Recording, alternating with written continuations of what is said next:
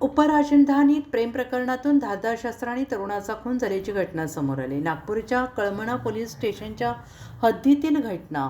आरोपी आणि मृतक दोघेही अल्पवयीन. जोहान मुस्तफा शेख मृतक. तरुणाचं नाव आहे. रात्री आरोपी आणि मृतक यांच्यात इंस्टाग्राम कॉलवर संवाद झाला आहे आणि दोघांनी कळमना पोलीस स्टेशनच्या हद्दीतील वाजपेयी नगर येथे भेटायचं ठरवलं. दरम्यान आरोपीने धारदार शस्त्राने वार करत जोहान शेख याचा खून केला.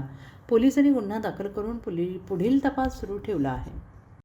आमचे स्टाफ पेट्रोलिंग करत होते एरियामध्ये. ते गुप्त बातमीदार आणि ASI नाझीर मेजर त्यांना गुप्त माहिती दिली की आशीर्वाद नगर सकरदरा इथे बाहेरचे काही 2-4 व्यक्ती आहेत आणि तिथे गांजाचं विक्री सुरू आहे.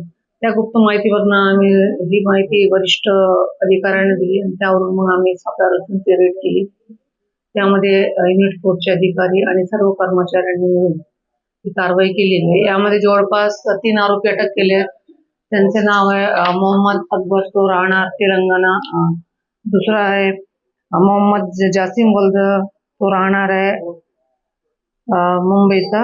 आणि मोहम्मद समीर वाजिदुद्दीन, तो पण राहणार तेलंगणाचा. यातील 2 जे मुख्य आरोपी आहेत ते फरार आहेत. त्यांचं नाव आहे मोहम्मद जहागीर बाबा अब्दुल कादर आणि दुसरा अज्जू राणा हैदराबाद राज्य तेलंगणाचे आरोपी आहेत. आणि ही मॉडेल्स जवळपास यापूर्वी पण इथे आलेले आहेत आणि हे इथून गांजा घेऊन जातात आणि हैदराबाद मध्ये विक्री करतात, असे यांची मॉडेल्स होती. 3 आरोपी आम्ही अटक केले, कारवाई केली. टोटल 4 किलो 365 किलोग्रामचा आम्ही गांजा जप्त केलाय आणि हे आरोपी आणि एकूण मुद्देमाल त्याचप्रमाणे 4 मोबाईल जप्त केलेले आहेत. असं एकूण 1,54,000 रुपयाचा मुद्देमाल रिकव्हर केलेला आहे.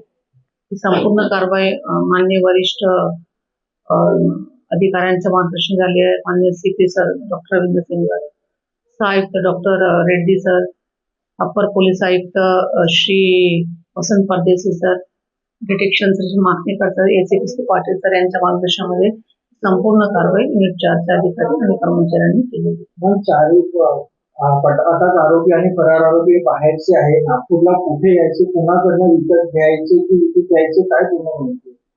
आशीर्वाद नगरला ते किरायचं घर आहे साजिद म्हणून यांचं.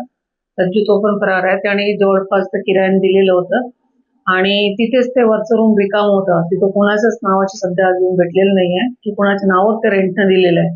त्याचा तपास सुरू आहे आणि त्यामुळे बाकी त्या बिल्डिंग मध्ये खाली फर्स्ट आणि ग्राउंड आणि फर्स्ट फ्लोअरला भाडेकरूच आहेत आणि वरच्या 2 रूम आहेत ते रिकाम होतं आणि तिथेच हे लोक मिळून आले. त्यामध्ये गांजा होता आणि हे सगळे तिथे हजर होते. नागपूरहून कुणाकडनं विकत घ्यायचे, काय माहिती समोर आली? बरोबर आहे, याचा तपास सुरू आहे. तपासादरम्यान ते समोर येईल.